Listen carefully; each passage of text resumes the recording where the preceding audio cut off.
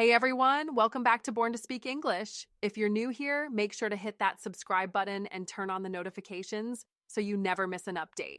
Today, we're going to make learning English fun and easy. Whether you're just starting your English journey or looking to take your skills to the next level, you've come to the right place. Today, we're diving into a super useful topic that'll help you speak more confidently and naturally. So, what are we talking about today? We're going to break down common phrases that native English speakers use every single day.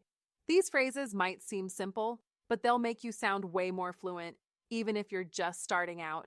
All right, let's jump right in. The first phrase is one you've probably heard before. What's up? This is an informal way of saying hello or asking, how are you?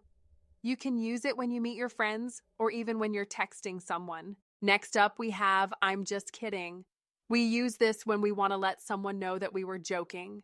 For example, if you tell a friend, I'm the best singer in the world, and then you laugh, you can say, I'm just kidding, to make it clear you weren't being serious. Now it's your turn. Let's practice together. I'm going to say a phrase and I want you to repeat after me. Ready? Here we go.